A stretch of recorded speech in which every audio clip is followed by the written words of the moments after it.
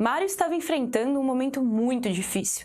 Perder a esposa num divórcio, seu trabalho estava ameaçado e seus amigos tinham se afastado dele. Imerso em sua solidão, começaram a beber e a fumar de maneira exagerada. A vida perdera a cor e o sabor, e a ansiedade quanto ao futuro incerto martirizava, e pensamentos suicidas insistiam em perturbá-lo. Em meio à revolta, lembranças dos bons momentos, antes não valorizados, perturbavam sua mente. Ah, se eu tivesse feito as coisas de um modo diferente. O fato de nascermos com os olhos físicos nem sempre significa que teremos uma visão perfeita e poderemos ver tudo com clareza.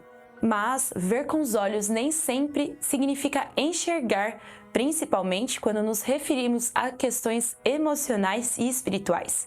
Jesus mesmo já contara uma parábola para falar sobre o perigo de julgar os outros e não enxergar seu próprio defeito.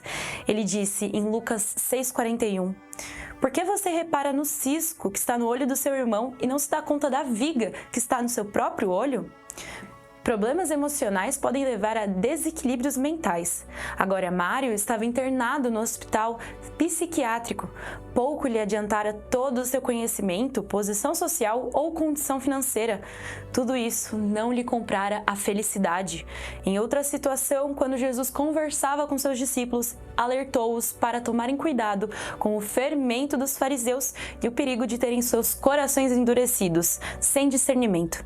Vocês têm olhos, mas não veem? Têm ouvidos, mas não ouvem? Marcos 8,18. Foi por essa razão que o salmista, no Salmo 119:37, orou, pedindo-lhe: "Desvia os meus olhos das coisas inúteis, faze-me viver nos caminhos que traçaste." Sempre que buscamos ao Senhor, Ele nos ouve e nos responde. Somente Ele pode nos transformar e perdoar nossos pecados, nos dar razão para viver e a certeza de que Ele estará conosco todos os dias. E a eternidade nos é garantida quando recebemos a Cristo como Senhor e Salvador. Oro também para que os olhos do coração de vocês sejam iluminados, a fim de que vocês conheçam a esperança para a qual Ele os chamou, as riquezas da gloriosa herança dele nos santos. Efésios 1:18. Olá, minha gente querida, que privilégio estarmos juntos em mais um programa Capelania Gente Cuidando de Gente. Meu nome é Eleni Vação, sou capelã hospitalar pelo Supremo Concílio da Igreja Presbiteriana do Brasil e trabalho nesta área há 40 anos. Temos trazido esse programa aqui para que você também possa ser tocado pelo Senhor, para que Ele lhe mostre em qual área você pode servi-lo, não só dentro da sua igreja, mas vendo todas as oportunidades ao seu redor, como campos missionários, como missões urbanas, na sua vizinhança, no seu prédio, na casa de idosos que está ali pertinho da sua casa, em postos de saúde. Quantas áreas existem? Como é privilégio nosso poder servir ao Senhor como seus cooperadores, como seus embaixadores dos céus na terra. Quero ler para você um texto muito especial da Palavra de Deus, porque o nosso tema hoje também é muito bom e o nosso convidado muito querido e especial. Vamos aprender juntos em muitas coisas. Vou ler em Mateus 6, versículos 22 e 23. Diz assim: "São os olhos a lâmpada do corpo. Se os teus olhos forem bons, todo o seu corpo será luminoso. Se, porém, os teus olhos forem maus, todo o teu corpo estará em trevas. Portanto, caso a luz que em ti há sejam trevas, que grandes trevas serão." São os olhos a lâmpada para o corpo. Gente, o nosso programa hoje tem como tema: ver com os olhos nem sempre é enxergar. Todos nós temos olhos, mas nem sempre enxergamos com o coração, interpretamos as coisas do modo adequado e lidamos com as situações da nossa vida da melhor maneira, porque os nossos olhos espirituais muitas vezes estão fechados, somos cegos espiritualmente e isso abala toda a nossa estrutura física, emocional, mental e espiritual. Como lidar com os nossos olhos da alma? Nós vamos falar sobre olhos físicos, sobre os problemas oftalmológicos, mas também os olhos espirituais. E nós estamos trazendo hoje um amigo de muito tempo, muitos anos, o Dr. André Chang Shou. Ele tem 57 anos, é casado com a Joana, tem 3 filhos, é presbítero da Igreja Evangélica dos Cristãos em São Paulo e também ele serve no Ministério da Palavra e no louvor, e ele toca bateria. É médico oftalmologista, atua no setor de catarata, no Hospital do Servidor Público Estadual e em clínica privada. E o mais importante, além de tudo isso, que é muito importante, é que ele nos ajudou muito a iniciarmos a capelania evangélica do Hospital do Servidor Público do Estado de São Paulo há 23 anos. Faz muito tempo. E nós temos essa história juntos ali de ministério também. É verdade. Você está bem, André? Graças a Deus, Eleni. Muito bem. Obrigado pelo convite. É um grande prazer estar aqui conversando com você. Para mim também, privilégio mesmo. 23 anos, você falou? 23 anos. É muito tempo. Eu lembro daquelas, visitas de sábado que a gente levava os Isso. jovens para cantar lá nas enfermeiras, não é? Exatamente. Eu lembro quando logo que nós chegamos, você contar, e nós nos encontramos até numa lanchonete Foi. ali de dentro Lá do embaixo. hospital. É verdade. E você com o coral todo de jovens. Foi. Era uma experiência muito. Muito. Para os jovens foi muito importante também naquela Sim. época. E eles cresceram com aquela imagem do cantar e servir aquelas pessoas que estavam debilitadas Sim. e fragilizadas no hospital. Foi uma experiência impactante para eles. Né? Com certeza. E para os pacientes, com certeza, Também, porque também. a música no hospital, gente, é muito especial.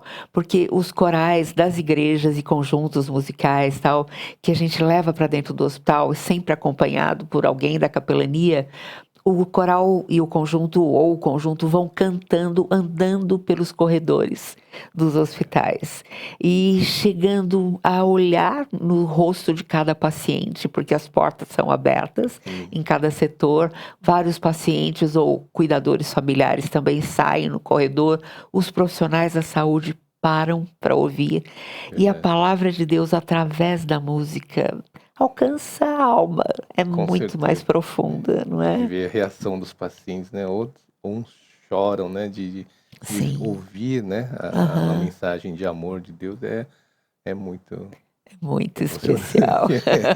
Lembrar daquilo toca a gente também, né? Que bom, que bom.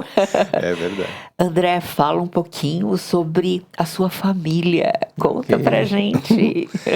Bom, então, como você falou, eu tenho a minha esposa Joana, nós estamos casados há 30 anos esse ano. Olha, Exatamente, parabéns. 93, exatamente.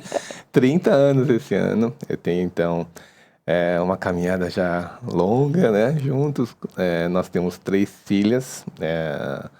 A mais velha, ela é psiquiatra hoje, tem 27 anos. A do meio é arquiteta, se formou agora. E a pequena faz administração, está se formando esse ano também. Então, nós somos uma família de 5 e a gente tem caminhado e servido. A alegria para a gente é ver que todas elas também estão servindo no Senhor, servindo na igreja e atuando no reino, né? Graças Isso é a Deus. assim, grande alegria para mim ver elas andando no caminho do Senhor. Isso Amém. é uma grande alegria. É a maior alegria, né? Que a Verdade. gente tem ver os filhos caminhando juntos no mesmo caminho. Sim. Graças a Deus. Conta pra gente como é que foi a sua conversão, porque você é médico, oftalmologista, mas também é um ministro Sim. do Evangelho. Eu nasci numa família já evangélica, né? Os meus pais vieram de Taiwan Olha. e lá eles já eram lá da igreja Holiness, lá em Taiwan. Sim. E aí, vindo para cá, né? Então eles continuaram servindo numa igreja chinesa que tinha ali no Brooklyn. E eu cresci nesse ambiente cristão, digamos Sim. assim. Mas, logicamente, que Deus não tem netos, né? Então, foi só, acho que lá para os meus 14, 15 anos que eu fui desafiado a ter um relacionamento de verdade com Deus, né? Então, num acampamento, como sempre, né? Sim, esses E acampamentos são são maravilhosos. maravilhosos. E aí, quando Deus realmente pega você Sim, e fala no seu verdade. coração. E foi quando eu senti, né, esse chamado de Deus para ter um relacionamento de verdade com Ele, né? Então foi quando eu aceitei Jesus como meu Senhor e Salvador, e naquele momento, então, eu comecei a experimentar ter um relacionamento pessoal com Deus, né? Que Então, beleza. foi lá na minha adolescência que comecei, né? Sim. E de lá, então, sempre estive muito envolvido com esse ministério de jovens, né? Participando primeiro, né? Sendo ensinado, né? Pelos meus líderes da época, e depois, durante a faculdade, eu já estava servindo com adolescentes, né? E esse sempre foi o meu alvo, os jovens, os adolescentes. Tanto é que naquela, né, época já levava, então, os jovens para cantar nos hospitais. Então, essa era a assim, o meu foco, né? De servir na igreja. Que beleza. Então, esse sempre foi o meu caminhar, assim que eu conheci Jesus. Sim, que beleza, que bom saber. Eu tenho uma experiência bem semelhante à sua também. mesmo? Também fui criada no meio evangélico. Meu tio-avô era bem conhecido porque ele era o pastor da Catedral Presbiteriana do Rio de Janeiro, o reverendo Olha. Amantino Fação. Aham.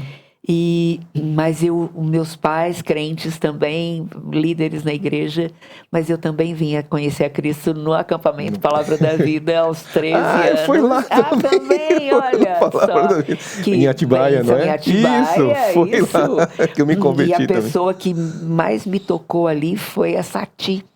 Sati Julia Mita. Olha, da PEC, né? Isso, da PEC. Eu falo para ela que ela é minha mãezona espiritual, porque no quarto, de uma maneira muito simples, ela, na hora de dormir, tinha sempre uma devocional muito breve, mas a maneira dela falar de Cristo era muito, muito linda, muito coração, simples, né? tocava o coração. É verdade. E foi ali que eu me converti também. Então, Olha, assim, que legal. nascer num lar evangélico não garante que ninguém seja verdade. convertido, né? Precisa de um momento especial seu com o Senhor mesmo, para que Ele mude, né, Verdade. a nossa vida. E depois, quando eu fui trabalhar como capelã evangélica no HC, eu pude trabalhar bastante com os estudantes de medicina da USP.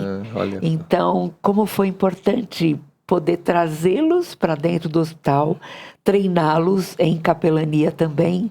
E nesse domingo passado eu pude pregar e dar a escola dominical também na igreja taiwanesa. Você falou que veio do Taiwan, é mesmo? a presbiteriana taiwanesa aqui de São Paulo. E foi tão interessante encontrar ali um médico que eu treinei em capelania quando ele tinha uns 19 anos. E agora com filhos já adolescentes e tal, mas foi tão bonito, é tão gostoso verdade. a gente poder colher esses frutos, Com certeza. né? Muito precioso. Muito. E o que te levou para a medicina como cristão, já trabalhando entre os jovens? E como é que foi isso? Acho que paixão pela medicina, eu sempre, assim, desde que eu me lembro, né, eu sempre tive essa vontade de trabalhar com gente, né?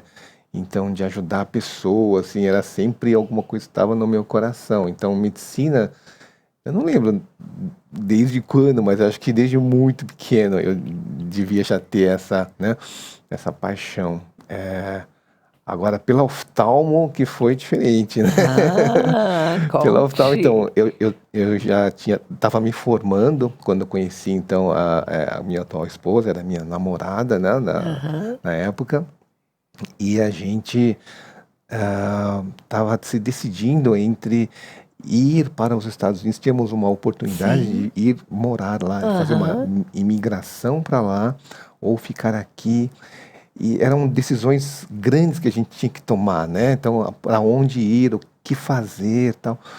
E aí a gente colocou diante de Deus isso, né? A gente falou assim, onde a gente pode servir melhor?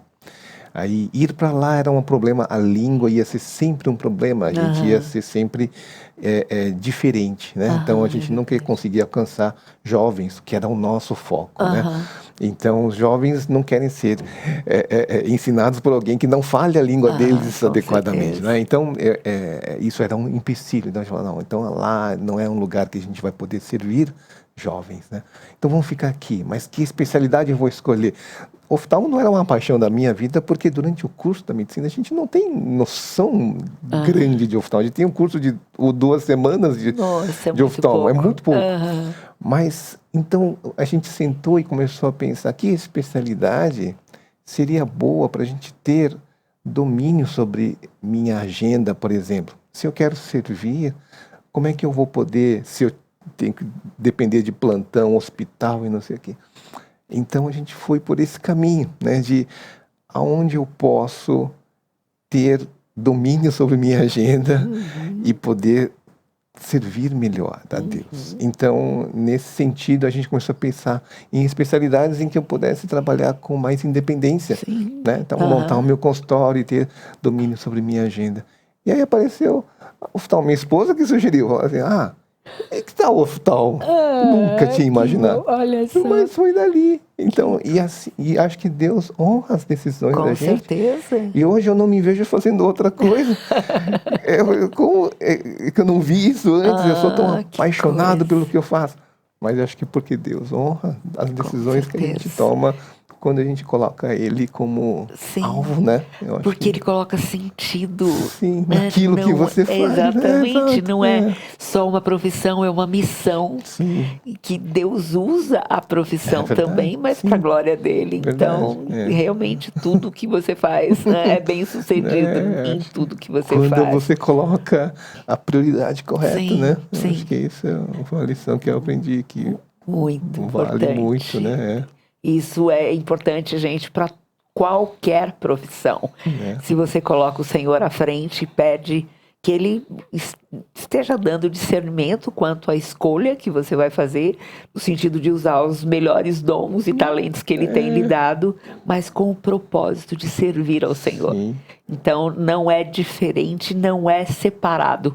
Profissão e missão, Não é? né? Estão juntas. Eu acho que é exatamente isso. Quando você coloca diante de Deus o que você quer fazer, né? Eu quero te servir, Deus. Sim, sim. Então, como o Senhor quer usar? Eu estou disposto, né? Então, eu acho que essa é uma atitude que honra a Deus, com né? certeza. E Deus honra aqueles que o honram, né? Com certeza. Foi muito interessante. Minha primeira faculdade foi artes plásticas. É mesmo? Estou descobrindo coisas de Pois você, né? E eu fiquei pensando, eu estava trabalhando em capelania, foi alguma coisa que eu sempre sonhei estar dentro dos hospitais, mas não como médica, não como enfermeira, não como psicólogo, não outra área da saúde, mas alguma coisa que me ajudasse a lidar com as questões profundas da alma, usando a palavra de Deus como resposta a todas essas questões. E eu me lembro de estar atendendo alguém que depois eu vim a saber que era o matador de uma quadrilha de assalto a banco. E ele perseguia depois algumas pessoas e matava. E eu me lembro de ter visto, ele estava internado na ortopedia com uma lesão séria e tal. E eu me lembro de ter visto no braço dele uma tatuagem de uma faca pingando sangue. Bom, esse cara não deve ser muito bonzinho. Tá o currículo dele ali, né? E aí eu descobri, conversando com ele, e ele de uma maneira muito rude, muito agressiva comigo e tal, mas eu deixei com ele um livrinho, que era um Evangelho de João. E no dia seguinte, quando eu voltei para aquela mesma enfermaria, o outro paciente que estava junto à porta falou assim: ô dona, para aí, a senhora tem que dar um jeito, ou naquele homem, ou naquele livrinho. Eu falei, ué, mas o que aconteceu? Sabe o que ele fez? Ele ficou lendo aquele livrinho em voz alta a noite inteira e ninguém conseguiu dormir. Olha só. E aí eu cheguei perto dele, assim, meio com um ar de pergunta, né? Por quê? Ele olhou para mim e falou assim: quem mata? Tem perdão para quem mata? Olha. E aí eu pude apresentar o amor de Cristo, a salvação através da cruz e o perdão completo, né? Mesmo que a pessoa tenha que pagar aqui as consequências, arcar com as Sim. consequências daquilo que fez, mas em Cristo ela é uma nova criatura. E Perdão, aquele né? homem nasceu de novo depois de algumas semanas de investimento. Olha só. Que Mas legal. graças a Deus. Mas eu falo isso para pensar nisso. Gente, tudo que a gente aprende na vida, Deus utiliza Vai usar. para a glória dele. Com certeza. Quando você coloca diante dele, Sim, né, ele vai usar. porque por semanas, para conseguir ter o contato mais prolongado com ele, eu utilizava o desenho. Ele adorava o desenho. Olha. Então eu levava caderno e giz pastel e barrinha e tal, e a gente ficava desenhando juntos e conversando, e eu daí podia abordar Olha o só. evangelho. Deus usa todos os dons, Todas né? as Todas coisas, as é formas, muito né? lindo. André, fala pra gente, dentro da área de oftalmologia, como é que você, quais os problemas que você encontra, assim, mais frequentes que possam estar perturbando uma visão mais clara, já que o nosso tema é ver com os olhos, nem sempre enxergar. Eu acho que nessa vida de consultório, né, a gente vê muitas coisas e das coisas que a gente vê, a gente consegue tirar algumas lições para a gente, né? E principalmente quando a gente olha para o lado da nossa vida espiritual, né? Então, por exemplo, hoje a gente vê assim um boom de miopia, por exemplo, né? Então, crianças míopes, a gente tem visto cada vez mais.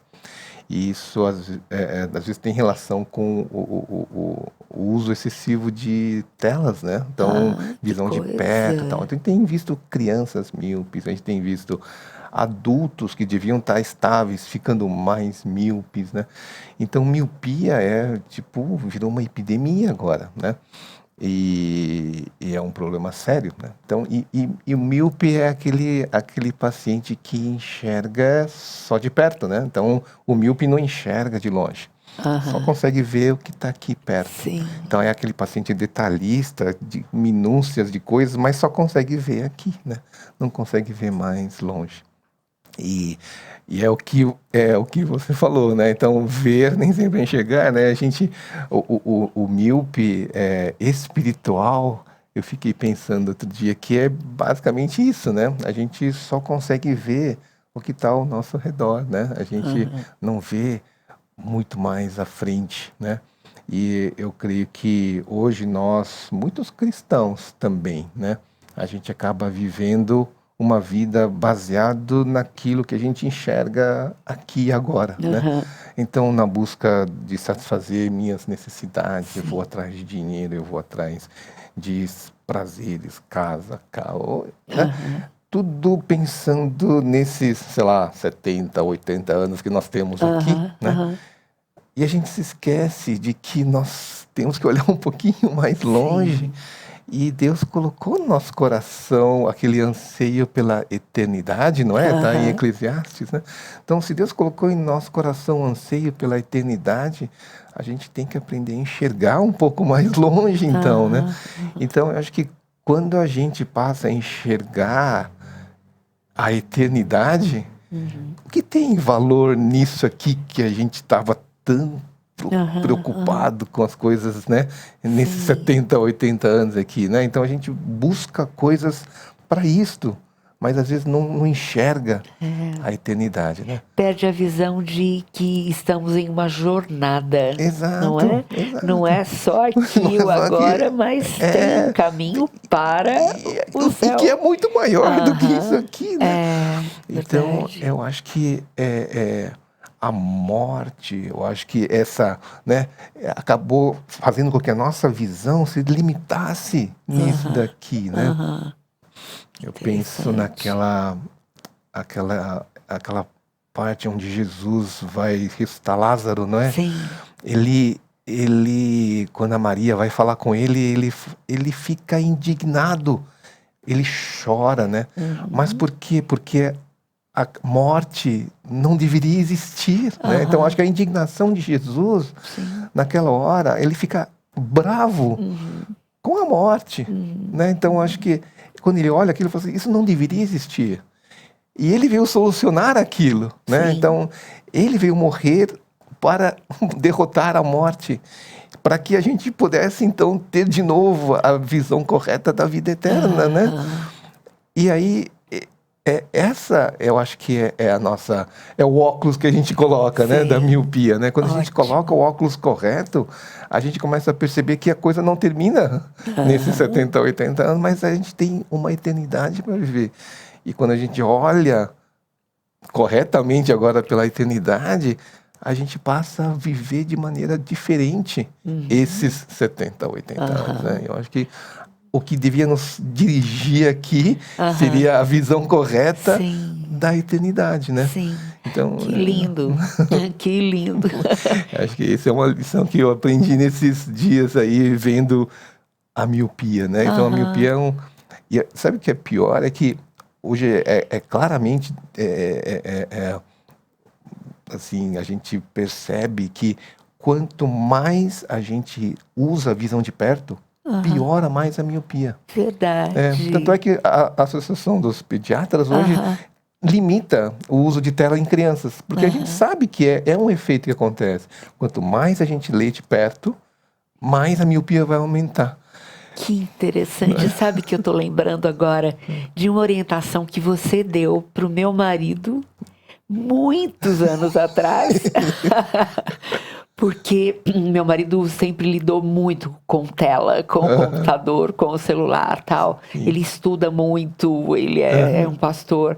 Mas você falou assim, lembre-se de ficar, de cada hora de tela, você ficar 10 minutos olhando a distância, o horizonte. Exatamente. Né? Exato. Que coisa interessante. Mas é justamente para isso, para não estimular tanto a visão de perto, né? E isso também é um princípio para a nossa vida espiritual, né? Exatamente. Se a gente começa só a olhar para as coisas que estão perto, a gente fica mais míope ainda. Sim. A gente vai perdendo cada vez mais a noção da eternidade, né? Então, eu acho que a gente precisa começar a olhar para o horizonte, né? Com De vez em quando, para realinhar aí nossas, né? Gente, isso é orientação para todos nós que estamos muito ligados em telas. Sim, né? então acho que a orientação física, médica e espiritual, né? Com certeza. Então, o uso de tela é uma epidemia hoje, né? Todo mundo usa tela. Quem não usa celular hoje, né? Desde pequeno, criança. Sim. E isso estimula muito a miopia. Então, a gente só. tem visto epidemias de miopia por conta disso. Então, crianças com miopias aumentando. Adultos que não deviam mais aumentar. Pacientes com 50 anos, que a gente fala, isso nunca mais vai mudar o grau. Não, ficando míopes ainda. Por conta do uso excessivo de tela. E eu creio que com essa pandemia aumentou. Piorou muito, muito. Porque As crianças ficaram muito mais ligadas, não podiam ir para a escola, tinham aulas até Tablet, online. celular, direto. E mesmo os idosos, porque muitos ficaram sozinhos, É completamente verdade. afastados das suas famílias, e o único contato era pela tela, era Do celular, o né? jeito. É verdade. Então, que coisa, eu nem tinha pensado nisso como uma das consequências também da pandemia, que a gente está agora acordando para enxergar uma porção delas em muitas áreas. E colhendo esses frutos negativos aí, né? É Eu verdade. estava vendo na Folha de São Paulo do domingo passado, um terço da população do Brasil ansiosa ou deprimida. Sim. Muitas pessoas.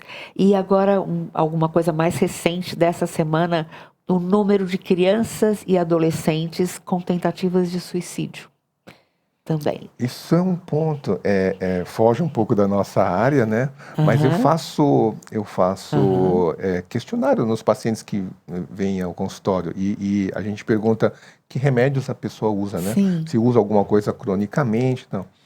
E o que eu tenho visto ultimamente, todo mundo usa algum ansiolítico, antidepressivo, controlador de humor, alguma coisa assim. Adolescente. Alguma coisa para induzir o sono. Não, desde adolescente, Sim. 12, 13 anos. Você toma alguma coisa? Toma um antidepressivo, toma um ansiolítico. Olha só. É a coisa mais comum hoje, tomar alguma coisa dessas, né? Então é isso, né? O mundo está ficando estressante, Sim, né? muito estressante. Acho que a pandemia evidenciou e piorou isso daí, né? É verdade. Nós estamos ainda nos recuperando, Não né? é? E realmente entrando num novo normal, mas acho que a gente está começando a enxergar as lesões causadas pela pandemia na nossa saúde e física e indiretas, mental. né? Verdade. Hoje os psiquiatras estão consultórios lotados. Né? Sim. Minha filha Sim, tá bem. imagine. Vai ficar bem. Uma clientela e tanto. Muito, é verdade. É verdade. Sabe que aqui na Igreja Presbiteriana de Pinheiros nós temos também um serviço de saúde bem completo, gratuito, a pessoas da própria igreja ou pessoas de outras igrejas também que nos procuram. Tem um ambulatório semanal, atende diariamente, né, durante toda a semana, e várias especialidades, mas dentre elas nós temos 2 psiquiatras também, alguns psicólogos, e nós temos ajudado a equipar a igreja em aconselhamento bíblico em casos difíceis. Sim. Então, trabalhamos todos juntos, cuidando da igreja em si. Que legal. Mas também de outras pessoas. Então, é só entrar lá no site da igreja, procurar a área de aconselhamento bíblico ou a área de medicina mesmo, de ambulatório, e fazer a sua inscrição lá para ser atendido. E é rapidamente chamada, graças a Deus. Isso é um ministério importante. Sim, né? sim, Hoje em muito, dia, né? muito. Dentro da igreja, porque acho que a gente não fala tanto, né? A gente procura aconselhamento, mas às vezes a coisa é maior, né? É maior. E trabalhar junto como equipe de saúde física e mental e espiritual, né? O resultado é muito maior, Verdade. é muito mais profundo, graças a Deus. Que bom saber. Precisa disso. Né? Precisa. Eu queria que você falasse um pouquinho sobre a sua área específica, porque você está ali trabalhando com catarata no Hospital do Servidor Público do Estado. Como é que é isso? Operar catarata é um prazer. Eu nunca imaginei. Sabe que quando eu estava na faculdade, a pior coisa que eu queria fazer era cirurgia. Eu nunca que eu vou entrar no centro cirúrgico, eu odeio aquele negócio e tal. E queria atender clínica. Tentar fugir de todo jeito. E hoje eu me deleito em centro cirúrgico. Coisa, e catarata é a cirurgia que eu, amo fazer. Mas uma das coisas que é o pós-operatório é muito gratificante. Porque a catarata vai piorando a visão gradualmente. E às vezes o paciente nem percebe que está piorando. Às vezes ele chega no consultório e fala assim, tá bem. Eu falo, mas você está com 50% da visão. E ele não percebe que está com 50%, porque foi perdendo devagarzinho. Aí convencer ele a operar já é uma coisa, né? Aí depois que ele opera, a melhora é radical, né? É de um dia para o outro, né? Aí no dia seguinte ele está olhando assim, nossa, doutor, como é que é? É muito gratificante esse uau do pós-operatório, sabe? De restaurar a visão do paciente, fazer ele perceber como ele não estava enxergando antes, né? Que coisa. E isso remete também à nossa vida espiritual, Com não é? certeza. Porque a gente quando vai piorando a nossa vida espiritual, a gente vai, vai se acomodando. Sim. A gente não percebe que nós estamos se afastando de Deus e a gente vai... eu estou indo na igreja, tá tudo bem, eu vou lá, assisto um culto, né? E tá tudo certo, né? Então levo a minha vida acomodada na igreja. Então, parecendo que eu estou... religioso. É religioso, né? Mas não, a gente vai piorando e não percebe. E o idoso é teimoso, né? Então, até ele se convencer de que ele não está bem, é difícil. E às vezes a gente é assim, né? A gente também tem uma teimosia de achar que está tudo certo. Eu consigo administrar a minha vida espiritual, com o meu trabalho, com minhas coisas, e está tudo bem. Mas não é isso que Deus quer, né? Então, ele quer um relacionamento. Um relacionamento. Ele quer fazer uma cirurgia de catarata na gente. Que coisa incrível. Para a gente ótimo. poder enxergar de verdade o que é o reino de Deus, né? E o reino de Deus é violento, né? Aquela história de Jesus, quando fala de João Batista, fala que o reino de Deus é tomado à força, né? A violência, com violência, ele diz, né?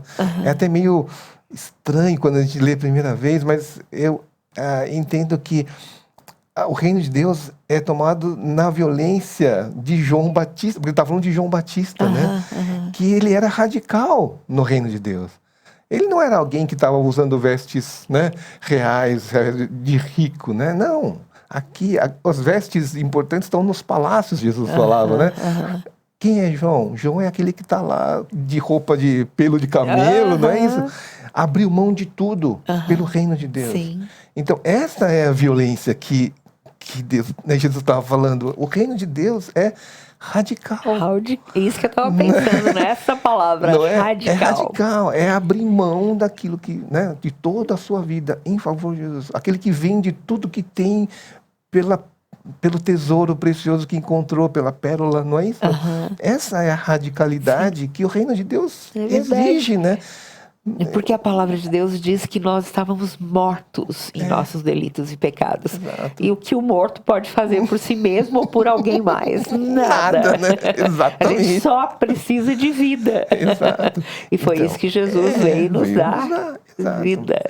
E eu acho que a gente caminha mais ou menos como um paciente de catarata, né? A gente vai se acomodando com as coisas e pensa que tá tudo bem, né?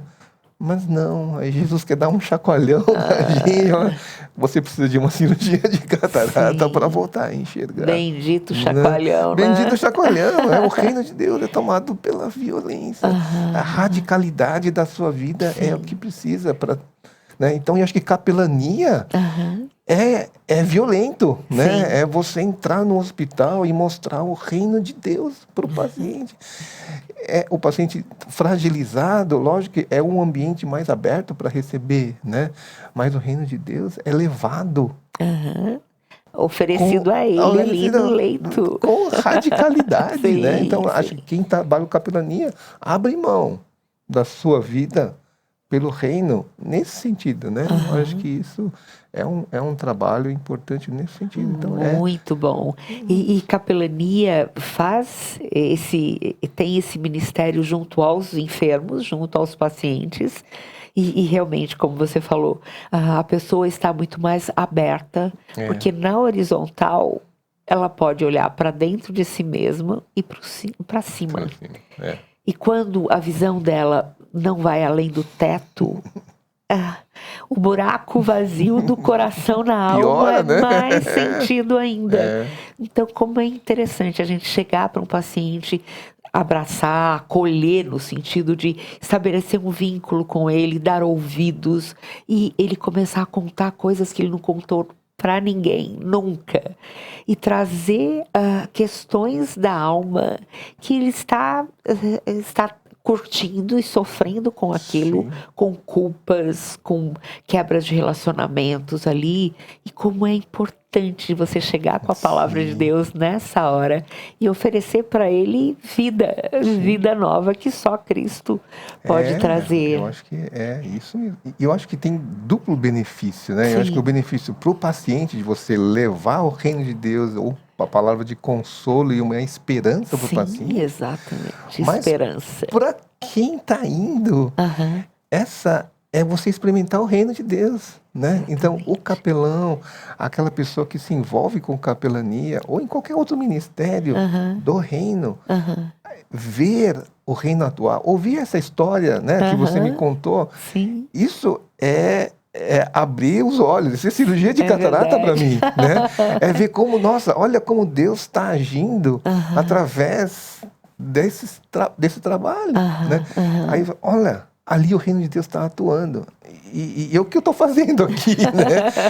Eu preciso fazer alguma coisa, né? Então, é abrir os olhos para enxergar aonde Deus está fazendo as coisas, né? Então, acho que as histórias, o testemunho da capelania em si, ou de outro ministério qualquer, é muito importante para exortar a igreja. Sim. É a cirurgia de catarata para a igreja. É fazer a igreja abrir os olhos e falar, olha, o reino está atuando aqui, o que você está fazendo aí, se acomodando com isso? Não, vamos, levanta, vai. O reino de Deus é tomado pela violência, pela radicalidade, né? E você falou bem, porque quando a gente sai dali, do leito, do Ministério de Capelania, dentro do hospital, você vai para casa, mas você vai não arrasado. Sim. Você vai alegre, feliz em poder, assim, ver os resultados da palavra, da ação do Espírito de Deus. É verdade. E você se sente, assim, muito digno no sentido de, Senhor, que privilégio de fazer parte disso, de poder assistir o Senhor agindo. Exato. É muito lindo.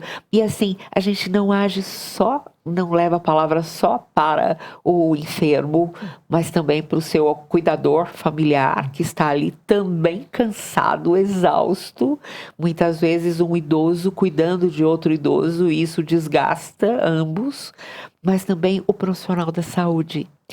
Quem cuida do outro acha muitas vezes que ele está acima de qualquer necessidade, né? Afinal, eu sou o médico, eu sou a enfermeira, dele, eu né? estou tratando.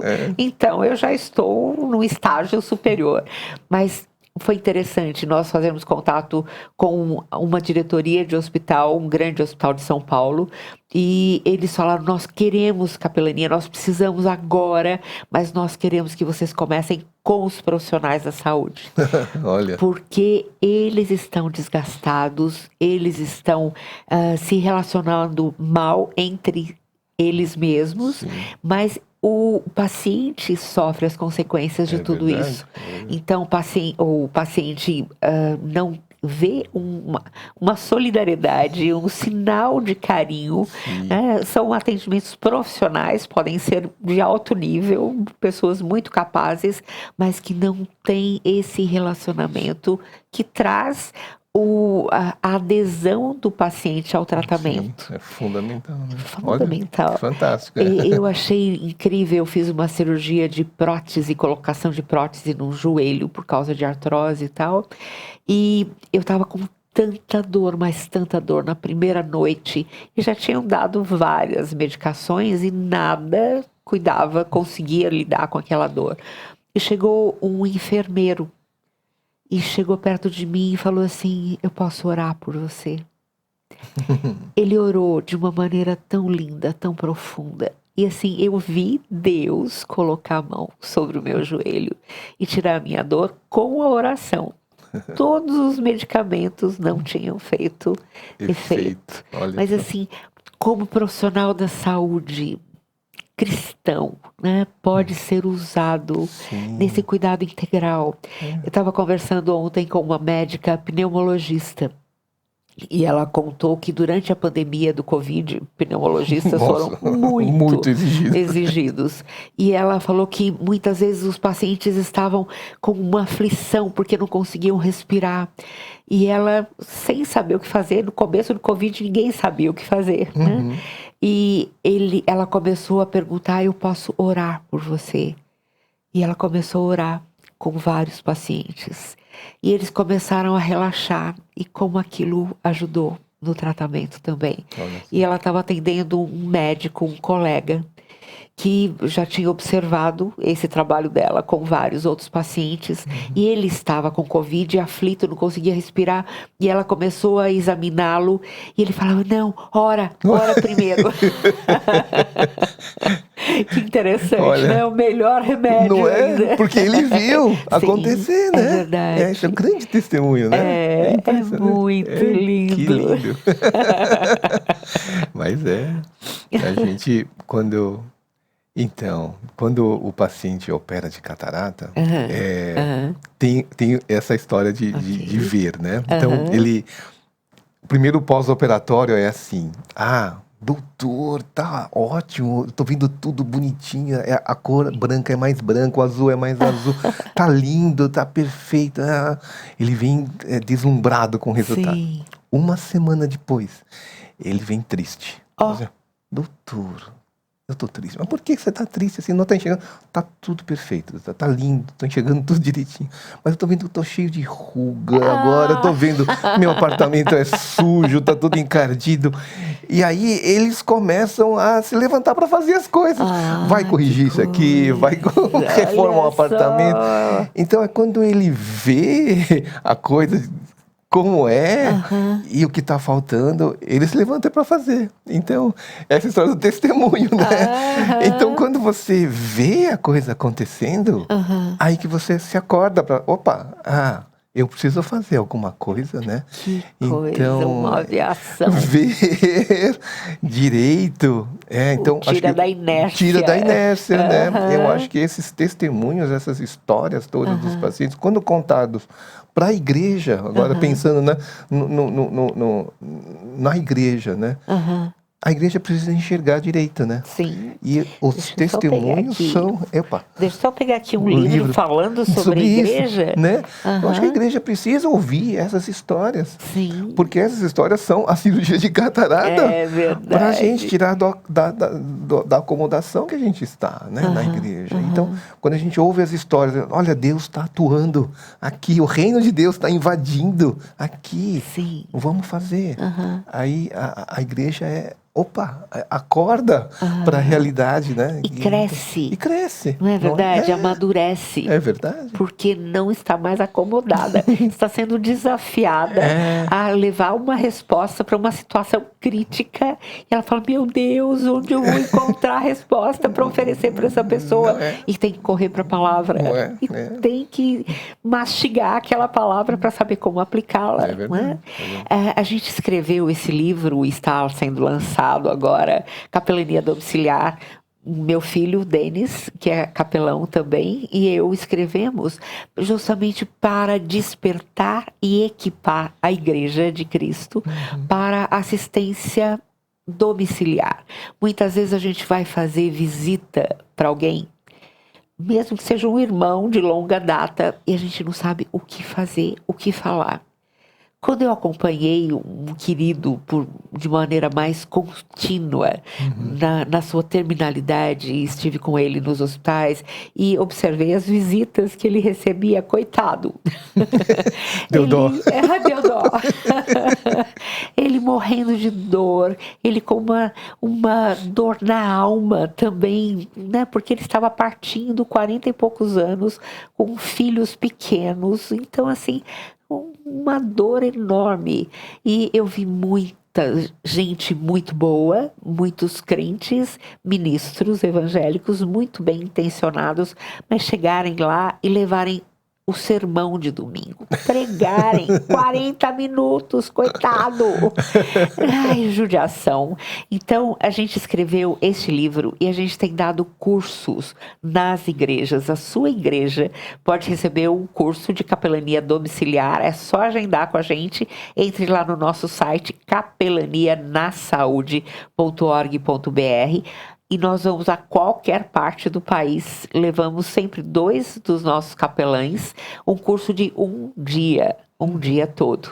Mas nós vamos mostrar sobre como chegar perto de uma pessoa que está enferma, uma família enlutada, às vezes da sua própria igreja, e que muita gente chega no início do luto, mas depois cada um vai voltando para a sua vida, e aquela pessoa depois de 2, 3 meses está totalmente sozinha. Então, como a igreja pode cuidar continuamente, como organizar uma equipe que vai dar suporte ao pastor para ter um trabalho contínuo, demonstrar, viver o amor de Cristo de uma maneira muito mais próxima. E sobre o que falar e o que não falar. Porque às vezes a gente ouve cada coisa. É verdade. Me lembro de uma pessoa que quando eu o meu marido havia tido um infarto, o meu primeiro marido, porque eu fiquei viúva aos 37 anos, mas eles chegaram, uma senhora chegou para mim e falou assim: minha filha é assim mesmo. Olha, uma tia minha também teve o mesmo problema. E ela tratou, ficou muito melhor. Eu pensei, que bom, esperança. Daí ela continuou. Depois de 2 meses ela morreu. Mas não vai ficar tudo bem com você. Sabedoria incrível, né? Muito. Então as pessoas assim têm boas intenções, querem ajudar, mas não sabem como. Sim. Então o que falar e o que não falar. Exato. Contrate esse curso para a sua igreja. O curso custa R$100 com o livro por um dia inteiro. Então é muito tranquilo. Então entre lá no nosso site capelanianasaude.org.br. Acho que é isso que a igreja precisa, né? Ser exortada a acordar e fazer coisas. E aí, se você não sabe, prepare-se, né? Faça o curso, né? Exatamente. Eu acho que é isso que a gente precisa, ser chamado a ser radical, né? No reino. Então, eu acho que uma das coisas mais que ultimamente tem chamado o meu coração é de falar para a igreja: a gente precisa sair da acomodação. Que né? bom. Então, Das 4 paredes. Das 4 paredes, né? Onde o reino de Deus está atuando. E a gente precisa olhar esses testemunhos, né? Na nossa igreja, ultimamente tem vindo muita gente de fora para dar os testemunhos das missões que estão acontecendo. Sim. O pastor que veio lá da Paraíba, ele trabalha no sertão. A gente não tem ideia de como o reino de Deus está atuando no sertão. Com certeza. E Deus abriu os olhos para a gente ver como é que cavar um poço, né? Construir um banheiro, né? Dar uma cabra para uma família. Que coisa! Faz tanta diferença lá. E o reino de Deus chega. Coisas tão práticas. Práticas, né? Em vilas que ninguém vai. Aí você vai lá e faz diferença. E o reino de Deus chega. Que lindo. Então, quer dizer, são coisas que dá para a igreja participar. É verdade. E a gente tem que levantar para fazer. Com certeza. Capelania é uma das coisas. E capelania no lar é uma coisa que a gente nem imagina, né? Mas a gente tem que fazer. Porque uma hora a gente vai ter que cuidar de gente, não é? Precisamos. Em casa. E a gente precisa saber como. Né? Eu acho que a igreja precisa acordar para essas coisas. Né? E sabe, André, uma coisa que a gente está fazendo agora também, e nós vamos ter um vídeo de 2 minutinhos só, nem isso, mas mostrando o trabalho que nós estamos fazendo aqui. Temos um grupo de mulheres fazendo um trabalho muito bom com mulheres com câncer. Logo que recebem as más notícias e ficam perdidas, porque a tristeza, a raiva, a decepção, né, os sonhos frustrados, o pensar em morte próxima. Então, como é importante. E nós estamos com um seminário dia 23 de setembro, com o enfoque na prevenção, mas também no cuidado de pessoas com câncer, não só pacientes, mas as suas famílias também, que precisam ser amparadas, apoiadas, Sim. incentivadas e orientadas sobre como agir também. Então vamos ver o nosso vídeo bem breve, convidando você para esse evento. Inscrições gratuitas. Olá, gente querida, meu nome é Helenivação, sou capelã hospitalar e estamos dirigindo um programa muito especial para você aqui na capelania da Igreja Presbiteriana de Pinheiros. A Lu vai contar para vocês sobre esse projeto maravilhoso. Esse projeto chamado Acolher com Amor. Receber um diagnóstico de câncer não é fácil para ninguém, nem para quem o recebe, muito menos para a família. Muitas pessoas relatam que perdem o chão, que perdem o sentido da vida. Mas nós queremos caminhar com você. O projeto vai acolher a sua dor, a sua história. Então venha, nos procure, caminhe conosco, porque muito mais fácil é caminhar juntos e com o Senhor.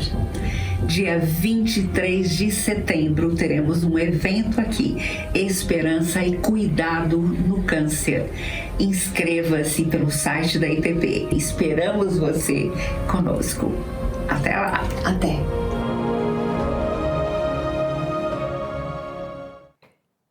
Esperamos você para esse nosso evento, que vai ser muito importante. Mesmo que você não esteja vivendo esse drama em família ou pessoalmente, você pode ajudar outras pessoas que estão próximas a você e que realmente precisarão da sua ajuda.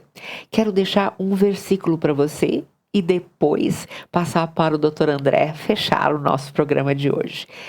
Apocalipse 3,18 diz assim: dou este conselho. Compre de mim ouro refinado no fogo, e você se tornará rico.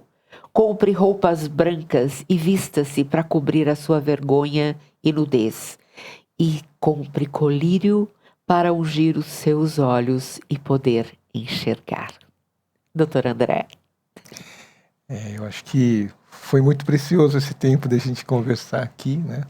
Eu acho que esse é a exortação que eu acho que a gente precisa, né? De comprar de Deus o colírio que nos faz enxergar, né? Então, Deus é aquele que pode operar em nós o milagre, né?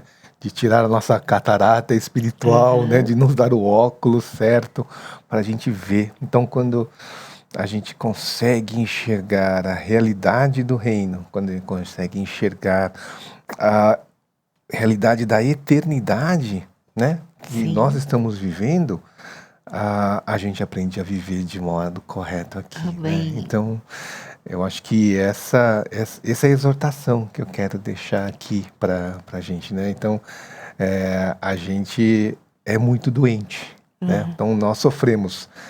Como igreja, nós sofremos, pessoalmente nós sofremos de uma miopia espiritual. Né? Então, que o Senhor nos abra os olhos, dá-nos colírio para a gente aprender a enxergar.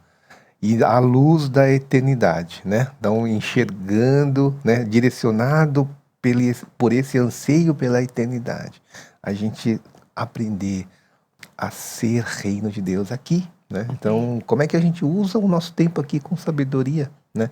A gente tem que ser agente do reino, né? Viver o reino em todo o tempo. Né? Amém. Esse é o...